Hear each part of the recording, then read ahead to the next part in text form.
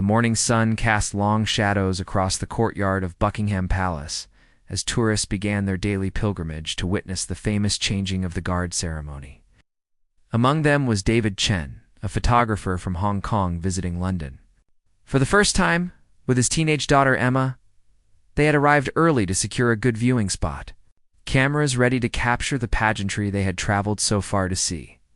Guard Jonathan Clark had taken his position at the main entrance just after dawn, his scarlet tunic immaculate, his bearskin hat perfectly positioned. 26 Jonathan was considered one of the most dedicated guards in his regiment, known for his unwavering focus and absolute commitment to protocol.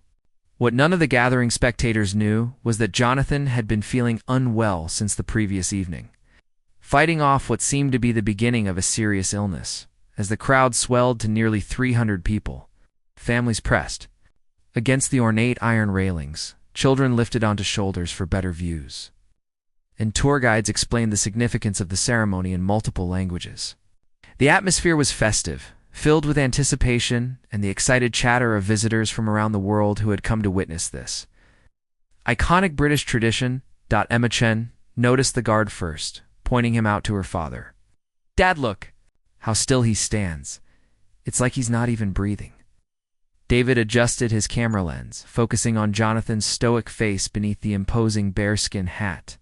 There was something compelling about the young man's absolute stillness, quality that seemed to transcend mere discipline and enter the realm of dedication that bordered on the sacred. Among the spectators was Mrs. Eleanor Hartwell, an elderly British woman who had been visiting the palace grounds regularly for over 40 years.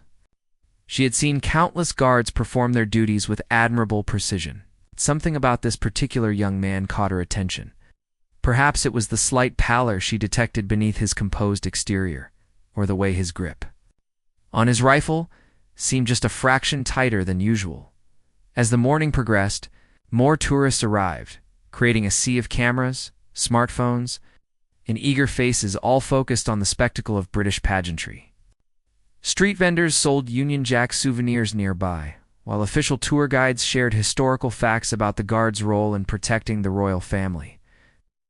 But gradually, individual spectators began to notice something unusual about the guard.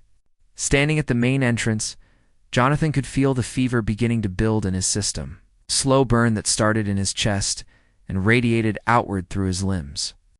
His head had begun to ache with a dull, persistent throb that seemed to intensify with each passing hour. Yet his training was absolute, his commitment unwavering. The thought of abandoning his post simply did not exist in his mental vocabulary. Young American tourist named Bradley Martinez had positioned himself directly in front of Jonathan's post, fascinated by the guard's perfect stillness. Bradley was a former Marine who recognized discipline when he saw it. But this level of commitment seemed to go beyond anything he had experienced in his own military service. As he watched more closely, Bradley began to notice subtle signs that something might be wrong. The crowd continued to grow, with spectators arriving from tour buses and underground stations, all drawn by the promise of witnessing one of London's most famous traditions. Children giggled as they tried to make the guards laugh or move, while adults marveled at their stoic professionalism. But a small group of observant watchers was beginning to realize they might be witnessing something far more significant than a routine: ceremonial duty. Jonathan's vision had begun to blur slightly around the edges, and he could feel sweat forming. Beneath his heavy uniform, despite the cool November air, every instinct in his body was telling him that he needed medical attention, that he should signal for relief and seek help. But stronger than his physical discomfort was something deeper, something that had been forged through years of training and a lifetime of understanding. What it meant to serve something greater than oneself? Asterisk. By mid-morning, the fever had taken a stronger hold on Jonathan's system. His body temperature was rising steadily, and waves of dizziness occasionally swept through him like invisible tides.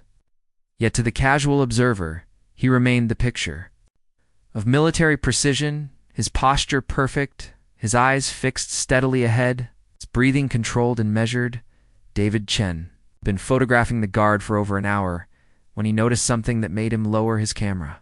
Through his telephoto lens, He had caught a glimpse of something troubling in the young man's eyes, a slight glassiness that suggested he might be fighting. More than just the urge to move or react to the crowd's attempts at interaction, Mrs. E. Hartwell moved closer to the railings, her experienced eye detecting subtle changes in the guard's demeanor that others might miss. Having watched countless ceremonies over the decades, she could sense when something was different. The way Jonathan's knuckles had whitened slightly around his rifle, the almost imperceptible tremor in his left hand, the faint sheen of perspiration. Visible on his forehead despite the cool air, Emma Chen tugged at her father's sleeve. "Dad, is the guard okay? He looks really pale." Her teenage intuition had picked up on something that her father's trained photographer's eye was now confirming. Through his lens, there was definitely something wrong. But the guard continued to stand at attention with unwavering determination. Bradley. Martinez had positioned himself strategically to observe Jonathan from multiple angles, his military background helping him recognize the signs of physical distress that the guard was fighting to conceal. Bradley had seen fellow Marines push through illness and injury during critical missions, but this was different. This young man was choosing to endure significant discomfort, not in a combat situation, but in service of a ceremonial duty that most people would consider optional under such circumstances. A small cluster of spectators had begun to whisper among themselves, their initial amusement at trying to distract the guard, giving way to genuine concern for his welfare. Word spread quietly through the crowd that something seemed amiss with the young man who had been standing so perfectly still for hours. Jonathan's internal battle was intensifying with each passing minute. The fever was making his thoughts feel sluggish and disconnected, while chills ran through his body despite the warmth building under his heavy uniform. His throat felt raw, and he could taste the metallic flavor that often preceded serious illness. Every rational part of his mind urged him to signal for help, to prioritize his health over his duty, but Jonathan's commitment ran deeper than rational thought. He remembered his grandfather's stories about guards who had served during the London Blitz, maintaining their posts even as bombs fell around them. He thought about his oath of service, the promise he had made to serve the crown, regardless of personal hardship. Most powerfully, he remembered his younger brother's words from their last conversation. "Jonathan, you're the strongest person I know. Nothing could ever make you quit when people are counting on you." Dr. Sarah Williams, a physician who happened to be vacationing in London with her family, had been watching the ceremony with casual interest until her medical training kicked in. From her position near the front of the crowd, she could clearly see signs that suggested the guard might be experiencing a significant health issue. His breathing pattern had changed subtly. There was a quality to his stillness that spoke of someone fighting an internal battle. The crowd had grown to nearly 500 people, all focused on the various guards performing their duties around the palace grounds. But increasingly, attention was centering on Jonathan's post, as more spectators began to notice the extraordinary display of dedication they were witnessing. What had started as routine tourist photography was becoming something much more profound, a real-time demonstration of what it meant to put duty above personal welfare. As noon approached, Jonathan's condition had deteriorated significantly. The fever had spiked to dangerous levels, causing his vision to shimmer and blur while maintaining the outward appearance of perfect composure. His uniform, designed for ceremony rather than comfort, had become a prison of wool and brass that trapped his rising body heat and made his struggle even more difficult. Dr. Williams could no longer remain a passive observer. She moved closer to the railings, her medical instincts overriding her tourist status. From her new vantage point, she could clearly see that the guard was exhibiting classic symptoms of high fever, the slight tremor he was fighting to control, the almost imperceptible sway that suggested his balance was compromised. Most concerning, the way his breathing had become more shallow and rapid. David Chen had stopped taking casual photographs entirely, his camera now focused intently on documenting what was becoming an extraordinary human drama unfolding before hundreds of witnesses. Through his lens, he captured the moment when Jonathan's jaw tightened almost imperceptibly, a sign that he was fighting waves of nausea that threatened to break his perfect composure. Mrs. Hartwell had seen enough. With the authority that comes, From 7 decades of life and 40 years of palace watching, she approached one of the nearby police officers. "Officer, that young guard needs medical attention immediately. I've been watching the ceremonies here for decades, and I know when. Someone is in distress." Her voice carried the weight of absolute certainty that could not be ignored. The crowd's mood was shifting from casual observation to genuine concern. Parents pointed out the guard's dedication to their children, using him as an example of commitment and duty, while others worried openly about his welfare. A respectful hush had fallen over the immediate area around Jonathan's post, as if the spectators instinctively understood they were witnessing something significant. Bradley Martinez had positioned himself where he could observe both the guard and the growing concern among palace security. His military experience told him that Jonathan was approaching the limit of what any person could reasonably endure. Yet the young man's commitment never wavered. Bradley found himself filled with a profound respect for this display of dedication that went far beyond anything he had expected to witness during a tourist visit to London. Jonathan's internal monologue had become a constant battle between his body's desperate pleas for relief and his unshakable commitment to duty. The fever had progressed to the point where simple thoughts required tremendous effort, yet his muscle memory and years of training kept him perfectly positioned at his post. He could hear the concerned murmurs of the crowd but could not allow himself to acknowledge their worry without abandoning the sacred trust of his position. Emma Chen had tears in her eyes as she watched the guards struggle. 17, she was old enough to understand the magnitude of what she was witnessing. A young man barely older than herself, demonstrating a level of commitment that most people would never be called upon to show. Her father continued documenting the scene, understanding that these photographs would capture something truly remarkable about human dedication and sacrifice. Dr. Williams made a decision that would later be discussed throughout the palace hierarchy. She approached the nearest security checkpoint and identified herself as a physician, requesting immediate access to speak with the guard's commanding officer.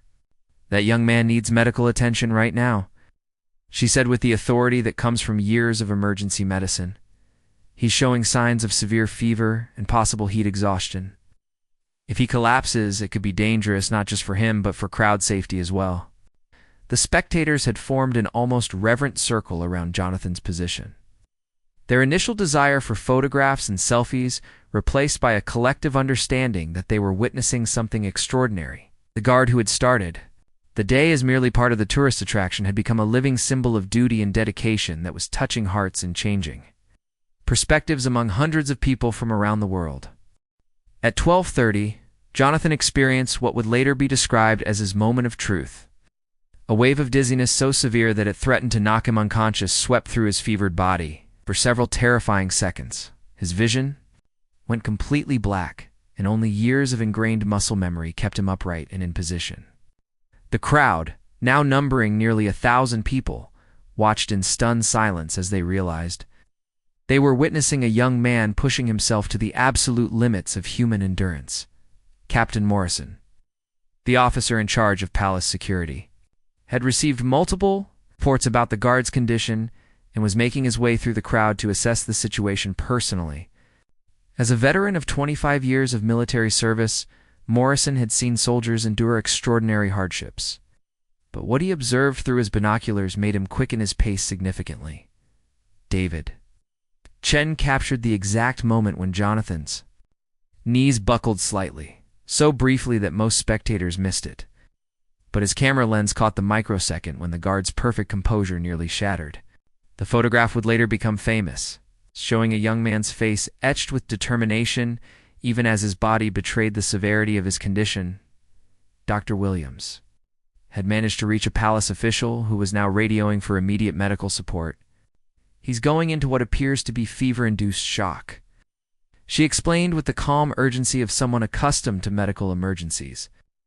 "His body temperature is likely approaching dangerous levels, but his training is overriding his survival instincts." Mrs. Hartwell found herself crying for the first time in years as she watched Jonathan's struggle.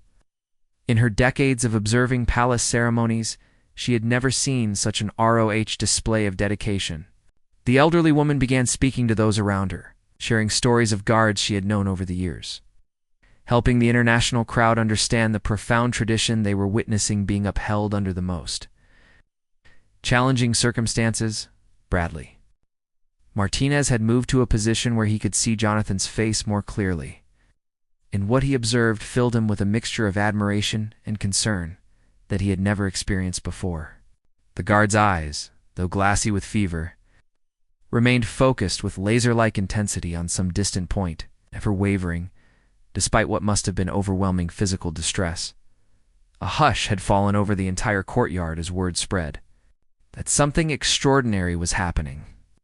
Tourists who had come seeking light entertainment found themselves moved to tears by the display of duty they were witnessing. Parents held their children closer, using the guard's example to teach lessons about commitment and sacrifice that no textbook could convey. Jonathan's fever had reached a critical point, where his body was beginning to shut down non-essential functions to preserve core operations. Yet somewhere deep in his consciousness, the training and values instilled through years of service continued to operate, keeping him at his post even as rational thought became increasingly difficult. "Emma," Chen whispered to her father, "he's going to collapse, isn't he?" David nodded grimly, his camera ready to capture whatever happened next. While hoping desperately that help would arrive in time to prevent a tragedy from unfolding before the eyes of 1,000 witnesses, the medical team was now rushing across the courtyard, their presence causing a stir among spectators who realized that the situation had become genuinely critical. Dr. Williams positioned herself to provide immediate assistance if needed, while Captain Morrison pushed through the crowd to reach his guard who had demonstrated a level of dedication that would be talked about for decades to come. Jonathan could hear the approaching footsteps and voices, could sense the urgency building around his post, but his commitment remained absolute. Even facing what might be complete physical collapse, the thought of abandoning his duty voluntarily never entered his mind.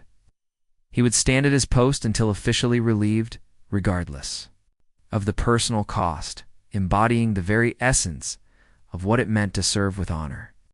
Captain Morrison reached Jonathan's post just as the guard's body began to sway more noticeably, his fever having reached dangerous levels that threatened immediate collapse. The crowd held its collective breath as Morrison approached, understanding that they were about to witness the conclusion of an extraordinary demonstration of duty and dedication. "Guard Clark, you were relieved?" Morrison's voice carried across the courtyard with official authority, but also with deep respect and concern for the young man who had pushed himself far beyond reasonable limits. For the first time in over 6 hours, Jonathan allowed himself to acknowledge the command, though his response was barely audible. "Sir, relieved." As Jonathan attempted to march away from his post in the traditional manner, his legs finally gave way. Dr. Williams and the medical team were there instantly, catching him before he could fall and immediately beginning treatment for severe fever and dehydration. The crowd erupted in spontaneous applause, a sound rarely heard during palace ceremonies. As hundreds of spectators expressed their admiration for what they had witnessed, David Chin's photographs captured the moment. From his post, his face showing both the exhaustion of his ordeal and the satisfaction of having completed his duty. The images would later appear in newspapers around the world, becoming symbolic of dedication and service. In their purest forms, Mrs. Hartwell was openly weeping as she watched the young guard being taken to the medical facility. She approached Captain Morrison as he supervised the scene and said, "In 40 years of watching these ceremonies, I have never seen such dedication. That young man has honored not just his uniform, but the very best of what it means to serve others." Bradley Martinez found himself deeply moved by what he had witnessed. As a former Marine, he understood military discipline, but Jonathan's display of commitment had transcended anything he had experienced or imagined possible. He spent the rest of his London vacation telling other tourists about the guard's remarkable dedication, sharing the story with anyone who would listen. In the Palace Medical Facility, Jonathan was treated for severe fever, dehydration, and early stages of heat exhaustion. Dr. Williams, who had been granted special permission to assist with his care, marveled at his vital signs, which showed the tremendous stress his body had endured while maintaining perfect composure at his post. Emma Chen couldn't stop talking about what she had witnessed. "Dad, I'll never forget this," she told her father as they finally left the palace grounds hours later. "I came here to see some soldiers in fancy uniforms, but instead I saw what it really means to keep your promises no matter what." Word of Jonathan's remarkable stand spread quickly through social media as spectators shared their photos and videos of the events. The hashtag duty above all began trending internationally, with people from around the world expressing their admiration for the young guard's dedication and discussing what his example meant in their own lives. Captain Morrison visited Jonathan in the medical facility that evening, bringing with him commendation papers that would become part of the guard's permanent record. "Clark, what you demonstrated today goes far beyond normal duty. You've shown hundreds of people from around the world what it truly means to serve with honor." The international media picked up the story within hours, the news outlets praising Jonathan's dedication while also raising questions about the balance between duty and personal welfare. But among those who had witnessed the events firsthand, there was no question that they had seen something profound. A young man choosing to honor his commitments even at significant personal cost, as Jonathan recovered in the medical facility. He reflected on the day's events with a mixture of exhaustion and quiet pride. He had faced the ultimate test of his dedication and had not been found wanting. The fever would pass, his strength would return, but the knowledge of what he was capable of when truly tested would remain with him forever. 6 months after that remarkable November day, Jonathan Clark had become something of a legend within the Queen's Guard and beyond. Letters arrived weekly from spectators who had witnessed his extraordinary display of dedication, many sharing how his example had inspired changes in their own approach to commitment and responsibility. David Chen's photographs had been exhibited in galleries across 3 continents, the series titled Duty Above Self becoming one of the most powerful photographic documentations of human dedication ever captured.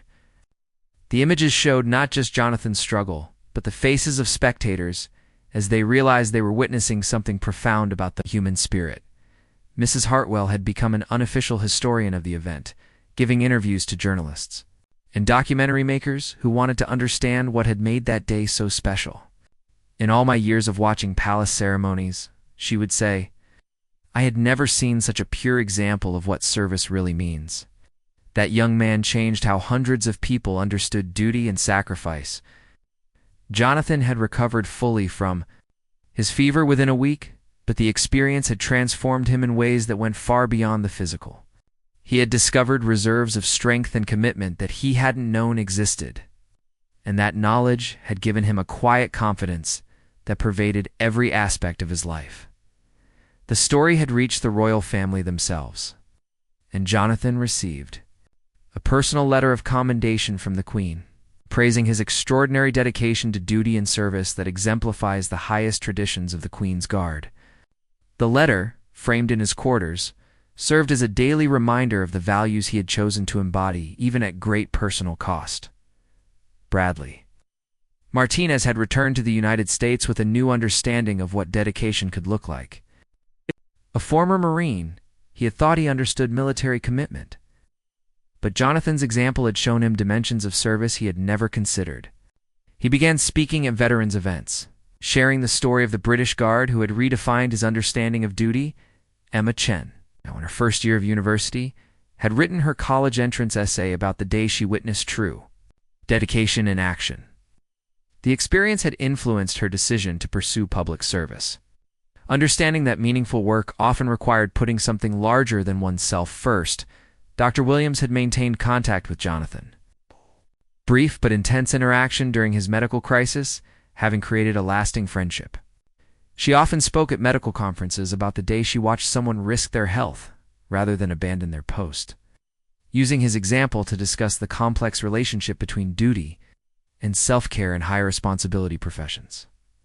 Jonathan continued his service with the Queen's Guard, but now carried the additional responsibility of training new recruits.